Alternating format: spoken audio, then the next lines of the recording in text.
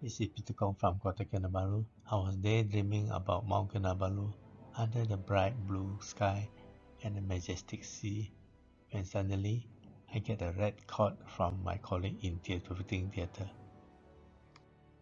He was operating on a 65-year-old lady who presented with a phacomorphic glaucoma 1 week earlier and had been treated medically in YAG eye. After staining with the capsule with the tryptophan blue, he tried to flush out the tryptophan blue but without much success.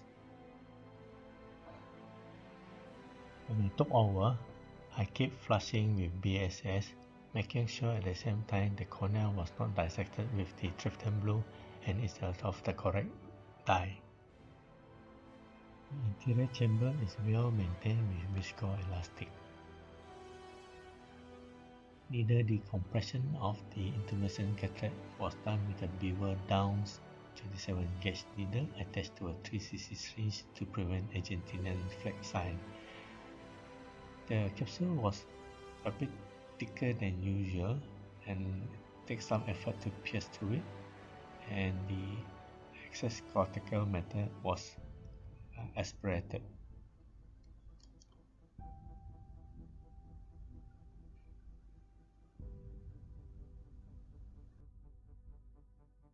During the beginning part of the capsular access, I found that it was not easy to identify the rest flap because the contrast between the heavily stained capsule and the underlying nucleus was not that distinct.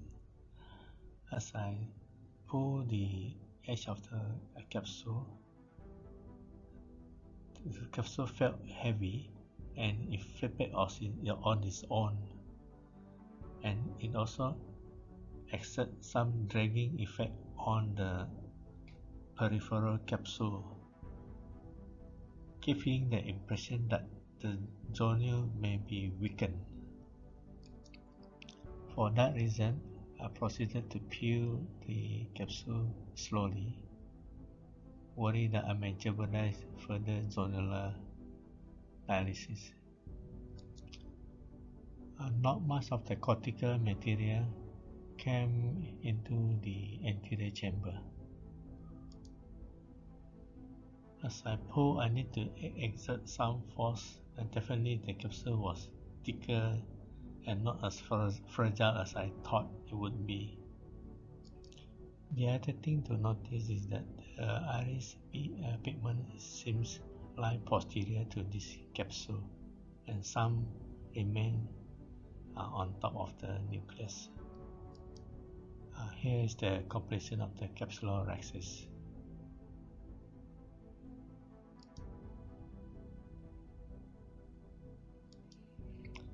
It takes some effort to pull this capsule out, as I felt it was more flimsy.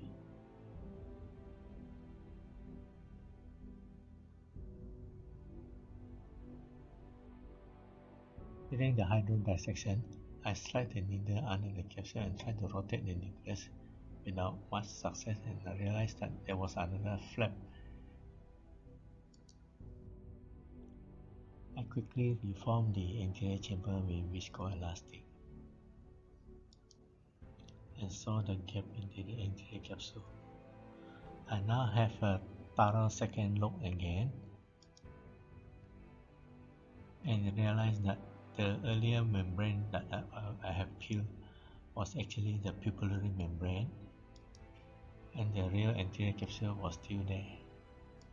As I guessed the anterior capsule, I now felt the familiar feeling of doing the capsular axis, where the capsule feels taut, easier to peel,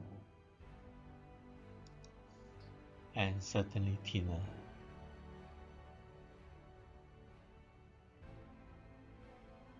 The white cortex now is well contrasted with the blue capsule, and the iris deposit on the anterior capsule is peeled off as well. I peel as close as to the original membranous axis so that I can get a good capsular opening for phacoemulsification later. I felt fortunate as the rexis didn't extend during the needle decompression procedure earlier. Hydrobisection was performed and the operation was carried out as usual without any further complication.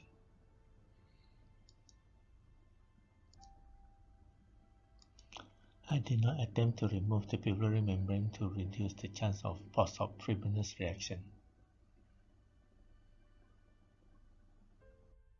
Looking back, this was the photograph of the patient on presentation. This was after medical treatment and the YAG PI. In summary, this case highlights a case of pupillary membrane which masquerades as an anterior capsule. The clue is that it stains very well with trephine blue and it feels thicker and more elastic during the praxis process. I thank you for your attention.